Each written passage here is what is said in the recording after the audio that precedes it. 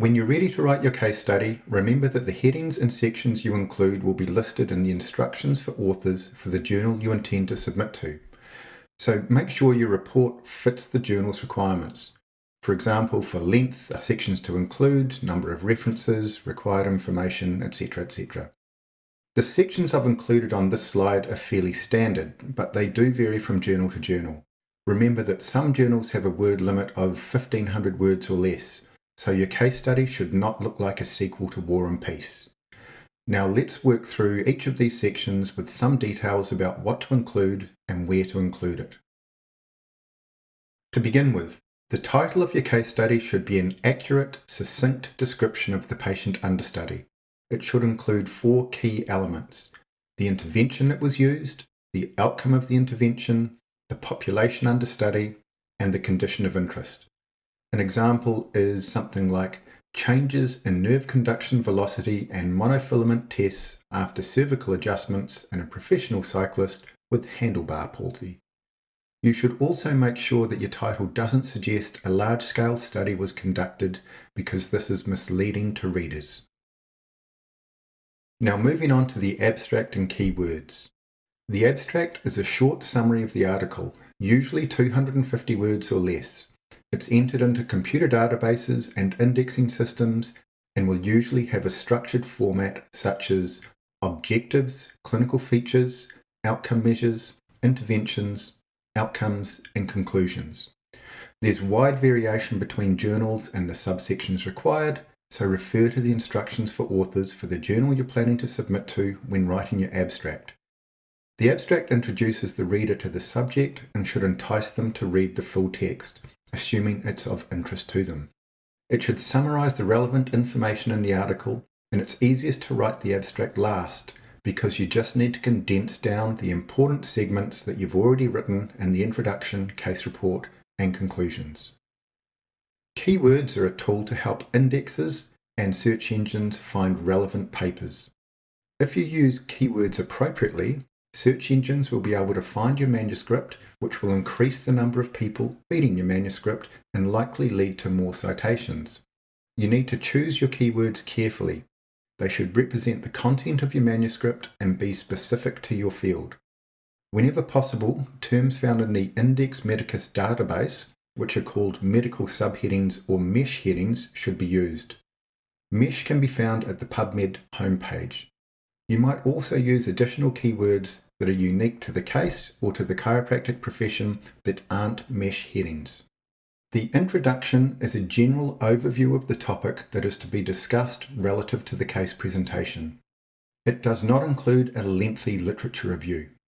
It will usually state the etiology, common treatments, and prognosis. So you might describe the condition the patient has, how it's diagnosed, its prevalence, who tends to get it, what the usual treatment is, or what alternative treatments or healthcare choices are available, how is chiropractic in this condition related, and has chiropractic care been shown to help. It will also provide enough information for the reader to be able to judge whether the case has merit. It should also point out gaps in the literature, which should then naturally lead to the rationale or purpose of writing the case study. This helps to clarify the educational benefit of the case presentation. It should be brief and is generally between 1 to 3 paragraphs in length. Now moving on to the case report or case description section. The case description is the most important part of the case report. It should include the pertinent history, chief complaint and exam findings. Selected clinical material should illustrate the important aspects of the case, but it should not be a blow-by-blow account of each chiropractic consultation. You should provide relevant demographic information about the patient, but don't use the patient's name or provide information that would make them identifiable. Important examination findings should be presented, and a working diagnosis should be discussed, as well as differential diagnoses where applicable. The type of case provided should be discussed and documented in such a way that the procedures performed are readily identifiable and are able to be replicated. So how were they assessed? Leg checks, activator methods, were x-rays taken? Did you use any instrumentation to assess them? And then include techniques that were used by the chiropractor. Were they adjusted full spine?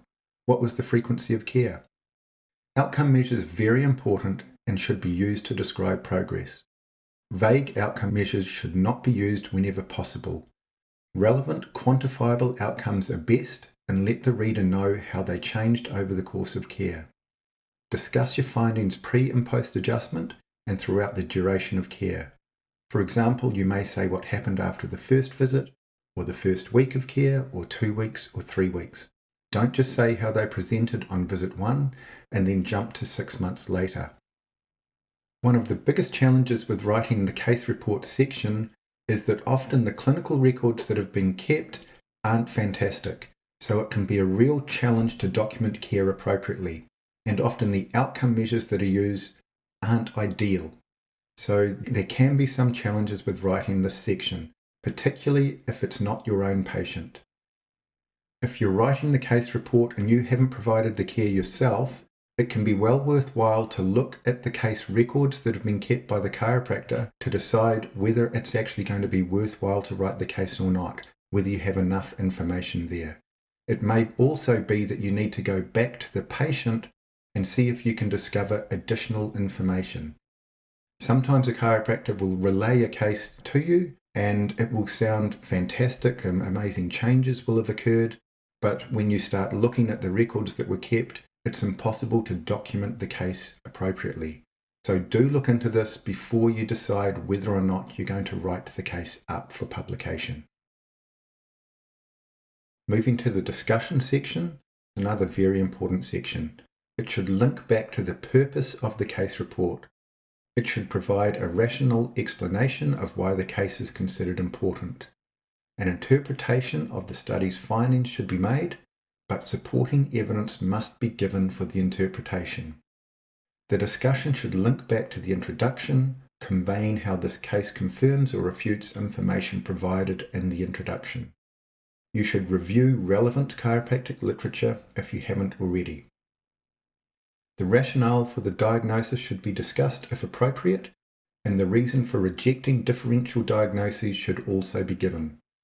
The authors should mention the limitations associated with the case design and ensure that conclusions that are made are appropriate based on these limitations. So you need to discuss possible reasons for the results you observed, other than assuming they occurred because the patient was under chiropractic care. When you summarize the lessons that can be learnt from the case, you should suggest where we should go from here with future research. With the differential diagnosis or the diagnosis that you come up with, it's very important that you can support this. We all know that often diagnoses aren't correct, and previously I've used examples of case studies when I've been teaching this class where I'm 99% sure that the diagnosis that the author came up with was incorrect, which meant that pretty much everything they discussed in the case study became invalid. In one particular example, the natural progression that I would have expected from the diagnosis that I thought was appropriate was resolution within a week or two. And that's exactly what happened in the case. And they put this down to the chiropractic care that was provided, which I don't think had a great deal to do with the progress that the patient made. The conclusion section should be relatively straightforward to write, but it is often done poorly. It should be logical, and it should not contain any unsupported statements. It should also not introduce new information that hasn't previously been discussed in the case. The conclusion should be based on the limitations that are inherent in a case design and not make unsupported claims about the effectiveness of the intervention that was used. Don't say that based on your case, chiropractic is an effective intervention for anything. A case design simply cannot be used to demonstrate effectiveness. The conclusion should focus on what's been learnt from the case report and should relate to the purpose of the paper.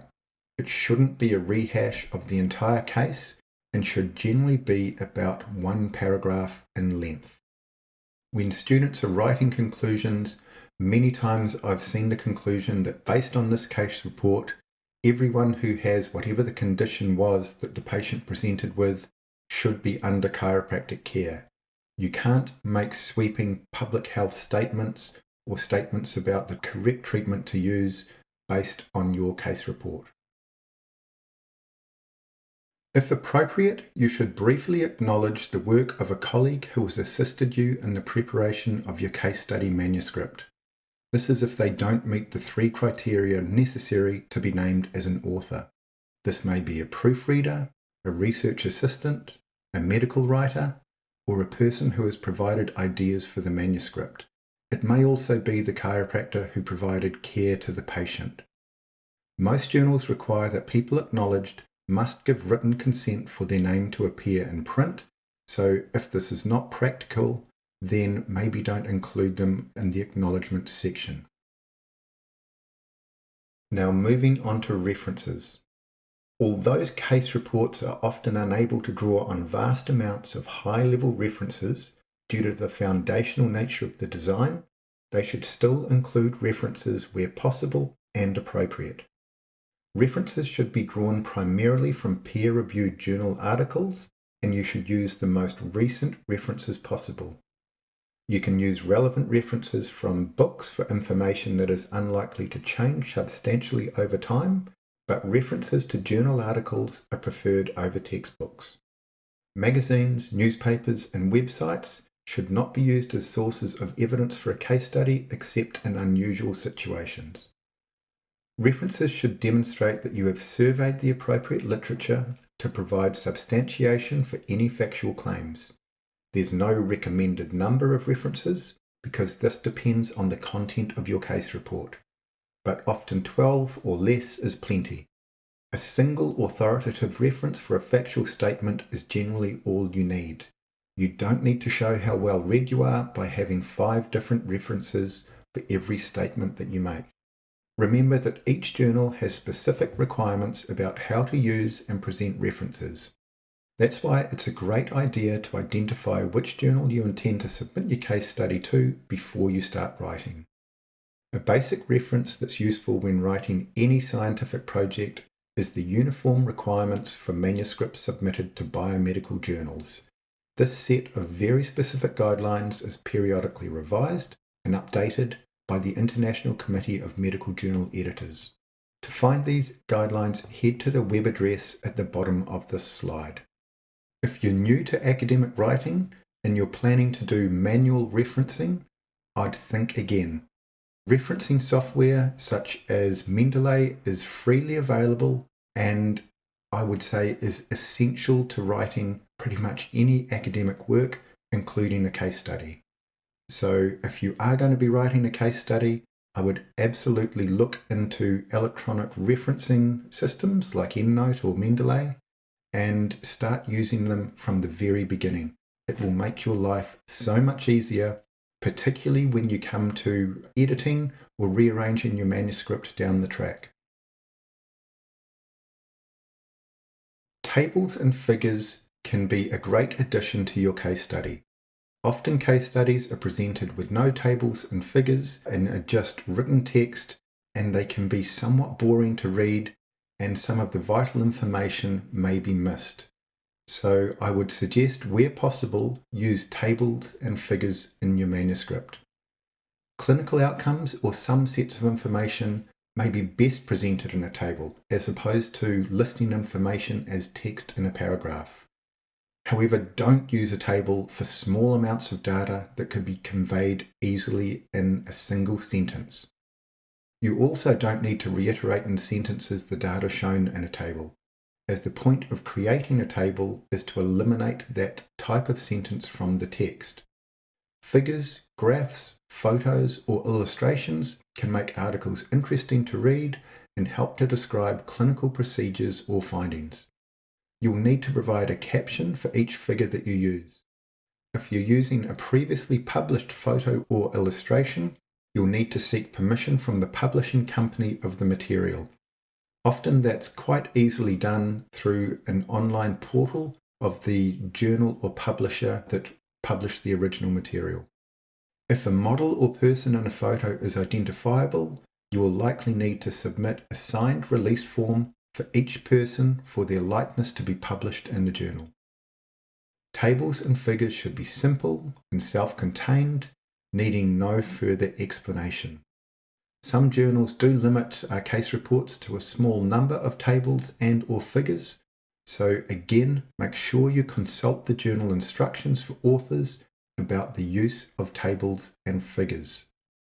Now this covers off the vital sections in most case reports. Again, it can come down to the journal that you are submitting to as to whether or not all of these sections need to be included. And sometimes some journals require extra information in some sections. For example, some journals may want you to document how you search for information, almost like a method section.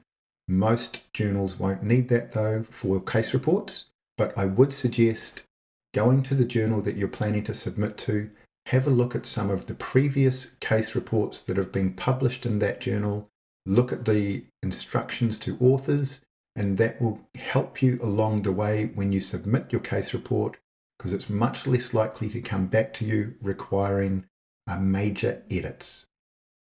Before moving on to the next class, do the review questions that we've included with the module, just to make sure that you've taken on board the key lessons that you should have taken from this class.